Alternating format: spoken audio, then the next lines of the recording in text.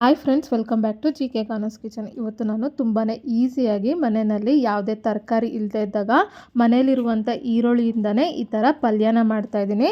ಮೊದಲಿಗೆ ಈ ಪಲ್ಯನ ಮಾಡೋದಕ್ಕೆ ಈ ಥರ ಒಂದು ಕಡಾಯಿನ ತೊಗೊಂಡು ಸ್ಟವ್ನ ಆನ್ ಮಾಡಿ 1 ಕಪ್ ಆಗೋಷ್ಟು ಕಡಲೆಕಾಯಿ ಬೀಜನ ಸೇರಿಸ್ಕೊಂಡು ಒಂದು ಸಾರಿ ಮಿಕ್ಸ್ ಮಾಡ್ಕೊತಾ ಇದ್ದೀನಿ. ಅಳತೆನಲ್ಲಿ ಹೇಳ್ಬೇಕಂದ್ರೆ ಸುಮಾರು ಒಂದು 50 ಗ್ರಾಮ್ ಆಗೋಷ್ಟು ಕಡಲೆಕಾಯಿ ಬೀಜನ ಸೇರಿಸಿ ಈ ಥರ ಮಿಕ್ಸ್ ಮಾಡ್ಕೊತ ಲೋ ಫ್ಲೇಮ್ನಲ್ಲೇ ಕಡಲೆಕಾಯಿ ಬೀಜ ಮೇಲಿರುವಂಥ ಸಿಪ್ಪೆ ಎಲ್ಲ ಈ ಥರ ಬಣ್ಣ ಬದಲಾಗೋ ತನಕ ಫ್ರೈ ಮಾಡಿಕೊಂಡು ಈಗ ಇದನ್ನು ತೆಗೆದು ಸಪ್ರೇಟಾಗಿ ಒಂದು ಪ್ಲೇಟ್ಗೆ ಹಾಕಿ ಇಡ್ತಾ ಇದ್ದೀನಿ. ಇದು ಫುಲ್ಲು ತಣ್ಣಗಾದ್ಮೇಲೆ ಮೇಲಿರುವಂಥ ಸಿಪ್ಪೆನೆಲ್ಲ ತೆಗೆದು ಈ ಥರ ಒಂದು ಮಿಕ್ಸಿ ಜಾರ್ಗೆ ಸೇರಿಸಿ ಈಗ ಇದನ್ನು ನೋಡಿ ಈ ಥರ ತರಿ ಆಗಿ ಪೌಡ್ರ್ ಮಾಡಿ ಇಟ್ಕೊಂಡಿದ್ದೀನಿ. ಈಗ ನಾನು ಈ ಪಲ್ಯನ ಮಾಡೋದಕ್ಕೆ 4 ಮೀಡಿಯಮ್ ಸೈಜ್ ಇರುವಂಥ ಈರುಳ್ಳಿನ ತೊಗೊಂಡು ಈ ಥರ ಉದ್ದವಾಗಿ ಮೀಡಿಯಮ್ ಪೀಸಾಗಿ ಕಟ್ ಮಾಡಿ ಇಟ್ಕೊಂಡಿದ್ದೀನಿ.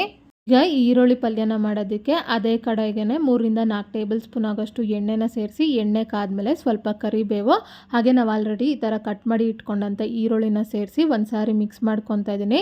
ಈ ಥರ ಮಿಕ್ಸ್ ಮಾಡ್ಕೊತ ಈ ಈರುಳ್ಳಿನ ಈ ಥರ 50% ಅಷ್ಟು ಫ್ರೈ ಮಾಡ್ಕೋಬೇಕು. ಈ ಥರ ಫ್ರೈ ಮಾಡ್ಕೊಂಡಾದ್ಮೇಲೆ ಈಗ ಇದಕ್ಕೆ ಒಂದು 3 ಪೀಸ್ ಆಗೋಷ್ಟು ಬೆಳ್ಳುಳ್ಳಿನ ಈ ಥರ ಜಜ್ಜಿ ಹಾಕ್ಕೊತಾ ಇದ್ದೀನಿ. ಹಾಗೆ ರುಚಿಗೆ ತಕ್ಕಷ್ಟು ಪುಡಿ ಉಪ್ಪನ್ನ ಸೇರಿಸ್ಕೊಂಡು ಇನ್ನೊಂದು ಸಾರಿ ಇದನ್ನು ಮಿಕ್ಸ್ ಮಾಡ್ಕೊತ ಈ ಈರುಳ್ಳಿನ 80% ಅಷ್ಟು ಈ ಥರ ಫ್ರೈ ಮಾಡ್ಕೋಬೇಕು.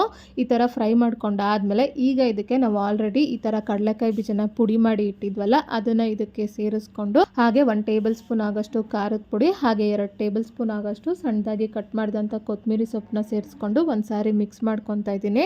ಈ ಥರ ಮಿಕ್ಸ್ ಮಾಡ್ಕೊತ ಇನ್ನೂ 1 ನಿಮಿಷ ಲೋ ಫ್ಲೇಮ್ನಲ್ಲೇ ಇದನ್ನು ಫ್ರೈ ಮಾಡ್ಕೊಂಡಾದ್ಮೇಲೆ ಈಗ ಸ್ಟವ್ನ ಆಫ್ ಮಾಡ್ಕೊತಾ ಇದ್ದೀನಿ. ಈಗ ತುಂಬಾ ರುಚಿಯಾದಂಥ ಈರುಳ್ಳಿ ಪಲ್ಯ ಈ ಥರ ರೆಡಿಯಾಗಿದೆ.